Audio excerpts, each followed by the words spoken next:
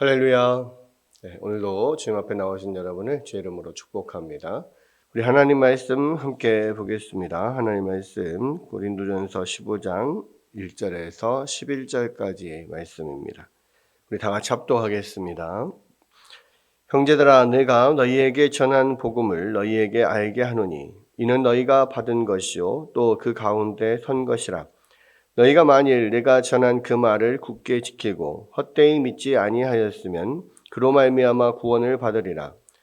내가 받은 것을 먼저 너희에게 전하였노니 이는 성경대로 그리스도께서 우리 죄를 위하여 죽으시고 장사 지낸 바 되셨다가 성경대로 사흘 만에 다시 살아나사 게바에게 보이시고 후에 12 제자에게와 그 후에 500여 형제에게 일시에 보이셨나니 그 중에 지금까지 대다수는 살아있고 어떤 사람은 잠들었으며 그 후에 야고보에게 보이셨으며 그 후에 모든 사도에게와 맨 나중에 만삭되지 못하여 난 자 같은 내게도 보이셨느니라. 나는 사도 중에 가장 작은 자라. 나는 하나님의 교회를 박해하였으므로 사도라 칭함 받기를 감당하지 못할 자니라. 그러나 내가 나던 것은 하나님의 은혜로 된 것이니 내게 주신 그의 은혜가 헛되지 아니하여 내가 모든 사도보다 더 많이 수고하였으나 내가 한 것이 아니요 오직 나와 함께 하신 하나님의 은혜로라. 그러므로 나나 그들이나 이같이 전파하매 너희도 이같이 믿었느니라. 아멘. 아멘. 자, 우리가 함께 오늘 볼 이 고린도전서 15장은 일명 부활장이다 이렇게 일컬어지는 장입니다. 우리가 고린도전서 13장을 사랑장 이렇게 이야기를 하고 또 12장, 14장, 은사장 이렇게 이야기한다면 15장은 부활장 이렇게 이야기할 수가 있는데요. 왜냐하면 이제 예수님의 부활에 대해서 다룬 장이 고린도전서 15장이기 때문이죠. 지금 고린도전서는 고린도 교회의 여러 가지 문제에 대해서 사도 바울이 이제 이야기를 하는 내용으로 구성이 되어 있는데 지금 15장에서 문제가 되는 것은 뭐였냐면 고린도 교회 안에 헬라 철학의 영향을 받은 사람들이 그리스도의 부활이 없다.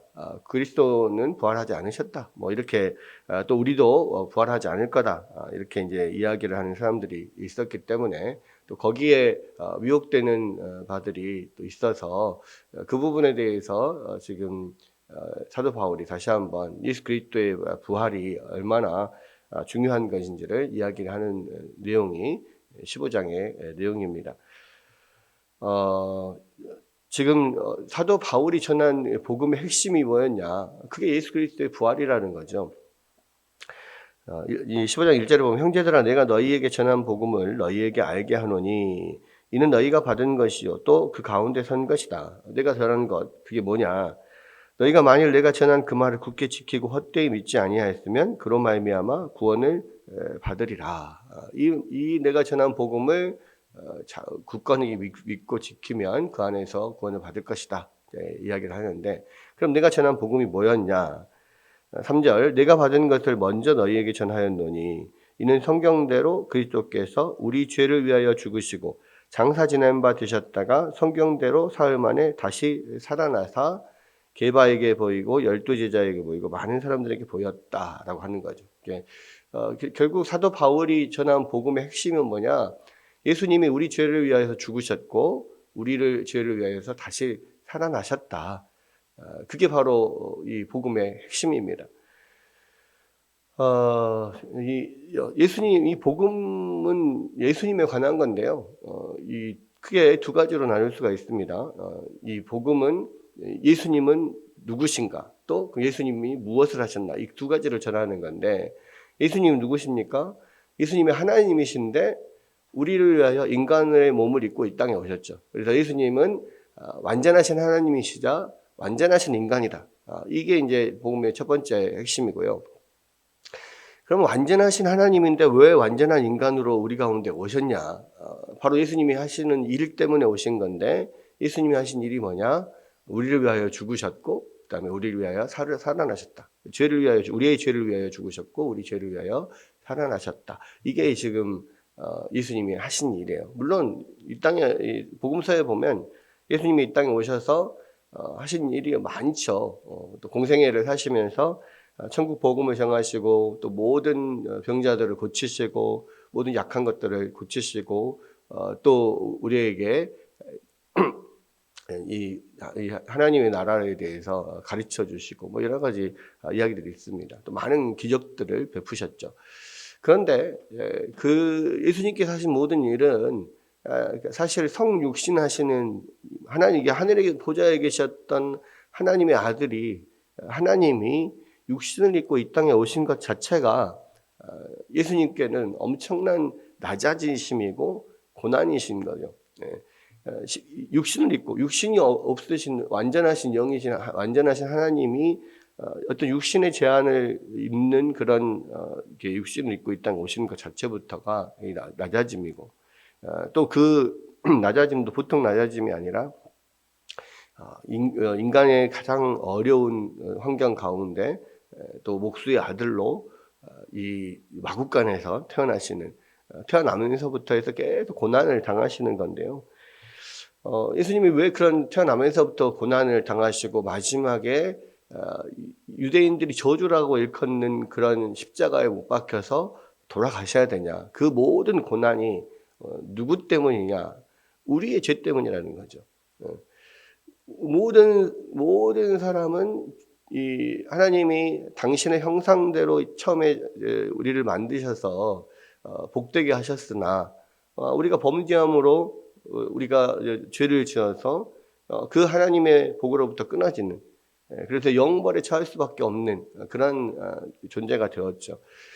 우리의 모든 죄를 해결하시고 다시 생명의 근원이신 하나님과의 바른 관계를 맺기 위해서는 다른 방법이 없었습니다. 그 관계를 회복하고 우리의 죄값을 치르기 위해서는 죄 없으신 분이, 죄 없는 사람이 우리를 대표하여 그 죄값을 치러야 돼요. 생명으로 그 죄값을 치러야 되는, 이것이 우리를 용서하여 주시는 하나님의 하나님 어떤 조건인 거죠. 근데 이 세상에 아담의 후손으로 태어난 사람들은 아무도 죄 없는 사람이 없어요.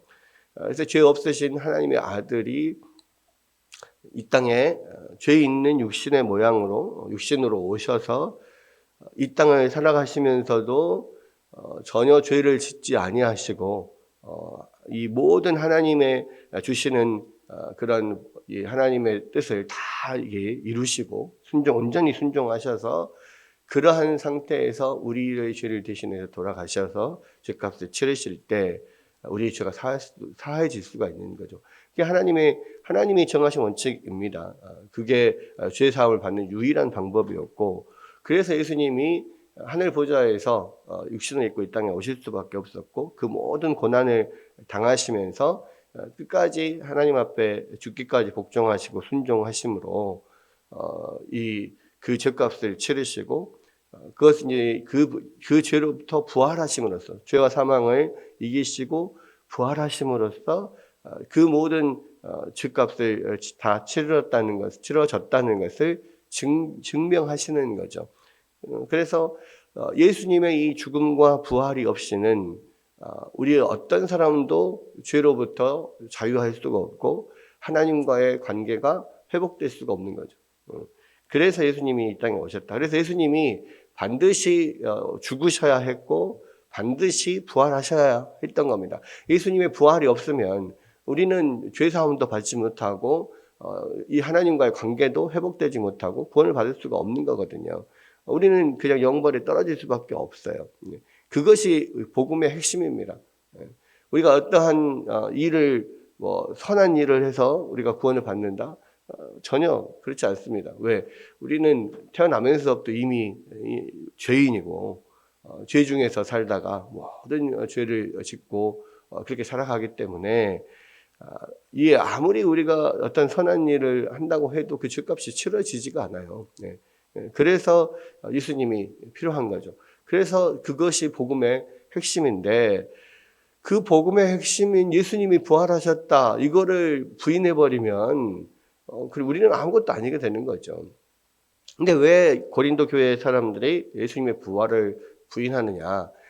헬라 철학에서는 육신은 악한 것이고 영은 선한 거예요. 그래서 이 육신에서 벗어나서 이 선한 영이 이렇게 선하게 단련이 되면서 이제 마침내 육신에서 벗어나면 이 우리의 이 선해진 영혼이 하나님 앞에 간다. 또는 뭐 그런 그 어떤 뭐 이 높은 어떤 세계로 이상 세계로 간다 이렇게 생각을 했기 때문에 육신에서 벗어나는 것이 우리가 거룩해지는 거예요. 그러니까 이 헬라 철학에서는 그렇게 육신에서 벗어나서 죽어서 완전히 거룩한 나름 영적인 세계로 들어갔는데 거기에서 왜 또 다시 육신을 입고 부활하냐 이거예요. 그거는 말도 안 된다라는 거죠. 그거는 이치에 맞지 않다. 그래서 육신의 부활은 없다. 뭐 이렇게 주장을 하는 거고, 예수님이 부활을 하신 게 아니라 육신으로 부활하신 게 아니라 이렇게 부활하신 것처럼 보였다. 뭐 이런 식으로 이야기를 하는 거죠. 사실 육신은 없었으나 육신은 돌아간 게 아니고 영혼이 제자들에게 나타나서 보여진 거다. 이런 식으로 이야기를 해야만 그 당시 그리스 헬라 이 철학의 전체가 모든 그 로마의 세계, 그리스 로마 세계가 그 철학에 이렇게 어떤 문화 가운데 있는데 그 사람들의 입장에서 봤을 때는 부활한다라는 것은 되게 어리석은 거고 말도 안 되는 이야기거든요. 그게 그런 기껏 영으로 갔다가 다시 육신을 입고 이 땅에 다시 부활할 이유가 뭐가 있으며 그러한 예수를 우리가 믿어봐야 무슨 소용이 있느냐. 지금 그렇게 그런 어떤 사람들의 생각이었기 때문에 부활을 부인을 하는 것이고 또 한편으로는 그런 거죠. 그 사람들에게 이해되기 쉽게 그 어떤 복음을 맞추려고 하는 거죠. 복음을 좀 살짝 손질을 해서 도저히 이해되지 않는 부분을 살짝 타협해서 그렇게 예수를 전하거나 그렇게 이해를 시키거나 이런 일들이 있었다는 거죠. 그게 아니라는 겁니다. 왜? 이거는 복음의 핵심이기 때문에 이거는 양보할 수 없는 거예요. 우리가 어떤 것이라도 예수 그리스도의 어떤 복음의 진리를 양보할 수는 없습니다. 여러 가지 문화적인 면들, 뭐 여러 가지 것들에 대해서 우리가 조금 양보할 수 있는 부분이 있을 수 있어요. 그러나 복음의 핵심은 양보할 수가 없습니다. 이것은 왜냐하면 이 복음의 핵심이 달라져 버리면 우리가 구원받을 수가 없기 때문에 그렇죠.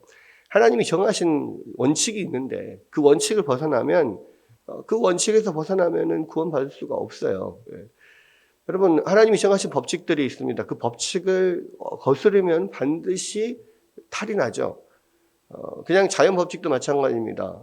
중력의 법칙, 우리가 중력의 법칙을 거슬러서 나는 이 2층에서 이 3층에서 뛰어내려도 살 거야. 죽지 않을 거야. 왜? 하나님이 나를 붙잡아 주시니까. 그렇게 뛰어내려 보십시오. 그러면 그렇다고 해서 내가 아무리 그런 믿음을 갖고 있다고 해서 하나님의 원칙에 벗어나게 행동을 하면 그 사람만 다치거나 죽거나 둘 중 하나입니다. 뻔한 일 아닙니까? 하나님이 정하신 법칙은요, 우리가 그걸 거슬릴 수가 없어요. 우리가 구원받는 유일한 길은 예수 그리스도께서 우리를 위하여 죽으시고 부활하신 그것을 믿고 예수 그리스도를 나의 구원자시고 나의 주인으로 받아들이는 이것밖에 없어요. 하나님이 정하신 것이 이것밖에 없거든요. 그래서 사도 바울이 지금 이것을 주장하는 것이고 부활의 증거들 그러면 정말로 부활을 했다는 것을 어떻게 아느냐? 많은 증인들이 있지 않느냐?